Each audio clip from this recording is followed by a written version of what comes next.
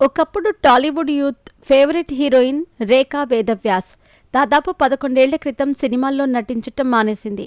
ఇన్నాళ్లు సోషల్ మీడియాకు, సినిమాలకు దూరంగా ఉన్న ఈమె ఇప్పుడిప్పుడే పలు ఇంటర్వ్యూలలో పాల్గొంటోంది. ఒకప్పుడు బొద్దుగా, ఎంతో అందంగా ఉన్న రేఖ ఇప్పుడు గుర్తుపట్టలేనంతగా మారిపోయింది. రేఖా వేదవ్యాస్ తెలుగు సినీ ప్రియులకు పరిచయం అక్కర్లేని పేరు. టాలీవుడ్ ఇండస్ట్రీలో చేసింది తక్కువ సినిమాలే అయినప్పటికీ తనకంటూ మంచి గుర్తింపు తెచ్చుకుంది. 2001లో ఆనందం సినిమాతో వెండితెరకు కథానాయికగా పరిచయమైంది. ఫస్ట్ మూవీతోనే సెన్సేషన్ అయిన ఈ అమ్మడు ఆ తర్వాత 1 నెంబర్ కుర్రాడు, దొంగోడు, జానకి వెడ్స్ శ్రీరామ్, ప్రేమించుకున్నాం వంటి చిత్రాల్లో నటించి జనాలకు దగ్గరైంది. ఒకప్పుడు ఈమె కుర్రాళ్ల కలల రాణి. అందం, అభినయంతో మెస్మరైజ్ చేసిన ఈ చిన్నది ఎక్కువగా కన్నడలోనే సినిమాలు చేసింది. తెలుగులో ఈ బ్యూటీకి తక్కువగా అవకాశాలొచ్చాయి.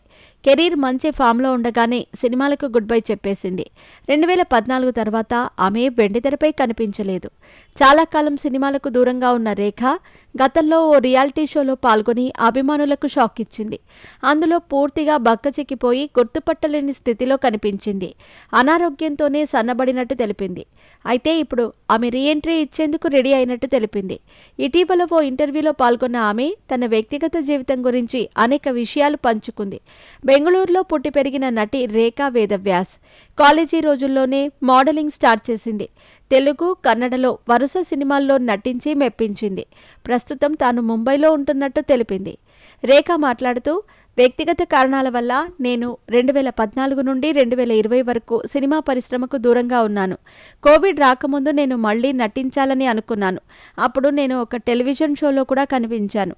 అప్పుడు కోవిడ్ సమస్య వచ్చింది.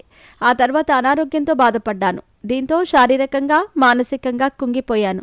చాలా నరకం అనుభవించాను. తిరిగి మళ్లీ కోలుకోవటానికి 3 సంవత్సరాలు పట్టింది. సమస్య ఏమిటో చెప్పాలని లేదు, కానీ ఒక ఆరోగ్య సమస్య మనిషిని ఇంతగా బాధ పెడుతుందా అని అర్థమైంది. ఇప్పటి వరకు నేను పెళ్లి చేసుకోలేదు. ఈ మధ్య విడాకులు పెరిగిపోతున్నాయి. అందుకే సరైన వ్యక్తి దొరికిన తర్వాత పెళ్లి చేసుకుంటాను అంటూ చెప్పుకొచ్చింది రేఖ.